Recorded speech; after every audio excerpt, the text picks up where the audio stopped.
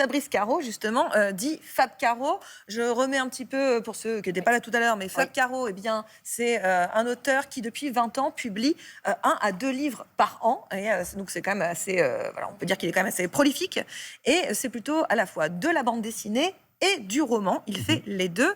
Et notamment, on lui doit le dernier Astérix, par exemple, l'Iris Blanc. C'est lui qui l'avait écrit en 2023. Et il va faire aussi le prochain Astérix en Lusitanie qui sort le 23 octobre prochain. Préparez-vous. Il est prolifique quand même. Il est très très prolifique. Hein. Et donc là, il a sorti un roman. D'ailleurs, il y a aussi deux de ses œuvres qui ont été adaptées au cinéma. La bande dessinée Zai Zai Zai Zai, notamment avec Jean-Paul Rouve, mais aussi le discours avec Benjamin Laverne. Et comme je vous l'ai dit, eh bien, Les Derniers Jours de la Pesanteur, c'est son 7e roman. Oui, 7e roman. Et alors, ça raconte quoi? Eh bien, ça raconte quoi? Eh bien, Fab Caro, eh bien, il nous y raconte un petit peu cette dernière année de lycée, juste avant le bac. Vous savez, ce moment un peu, comme diraient les jeunes, enfin, je ne sais pas s'il dit ça, pas ouf, c'est pas ouf. Je crois qu'il dit ça. C'est-à-dire, voilà, ce moment où on est un petit peu dans un entre-deux, un peu flottant. Voilà. C'est-à-dire qu'on va suivre à la fin des années 80, donc ça correspond aussi à l'âge de Fab Caro. Et on va suivre Daniel, il a 18 ans. Ses priorités, ce sont les copains, évidemment,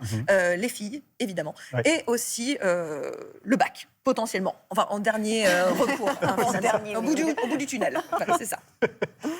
Donc, ça vous a touché quand même, ce livre? Ah, c'est pas que ça m'a touché, c'est que j'ai adoré. D'ailleurs, j'ai une petite question pour vous. Enfin, est-ce que ça vous est déjà arrivé de faire semblant d'aimer quelque chose pour plaire à quelqu'un? Un petit peu. Ça m'est déjà arrivé. Bien sûr, voilà. bien sûr. Plus ou moins, mais on a tous toujours un petit peu triché comme ça. On a adoré un film qu'on n'avait pas vu, éventuellement. Ou bien est-ce que vous avez déjà pleuré toutes les larmes de votre corps pour une histoire d'amour très très longue de 2 mois et 17 jours? Voilà. Et oui. Voilà. Évidemment.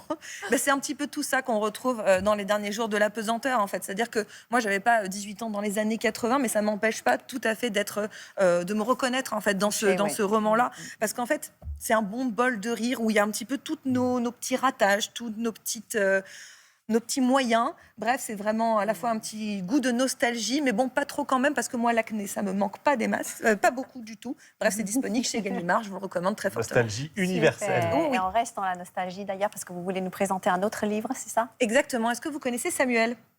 Vous avez déjà rencontré Samuel? Olivier, on connaît. Je vous le présente comme ça, ce petit Samuel. C'est beau ça, j'adore la C'est beau ça. Et bien en fait, Samuel, à l'origine, c'est une série déjà. C'est une série sur Arte. C'est fait par Émilie Tronche. C'est 21 épisodes entre 2 et 6 minutes. Ça prend pas beaucoup de temps. Si vous voulez regarder, c'est super.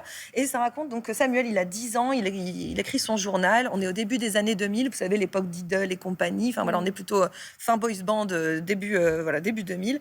Et c'est un petit peu comme chez Fab Caro. C'est très tendre, c'est très drôle. Ça nous raconte aussi, à cette époque-là. Je vous propose quelques images pour voir la série. Je m'appelle Samuel, j'ai 10 ans et j'ai un problème. Mais bon, j'ai pas trop envie d'en parler. J'ai fait une liste de trucs pour m'améliorer. 1. Avoir plus de muscles. 2. Avoir un collier avec une dent de requin. 3. Avoir des cernes. 4. Apprendre un peu l'anglais pour devenir américain. 5. Commencer à écrire des trucs intelligents dans mon journal pour quand les gens le liront quand je serai mort. J'adore, c'est doux, c'est tendre. Non, c'est vraiment très très mignon, vraiment, je vous le recommande. Donc c'est encore disponible sur Arte.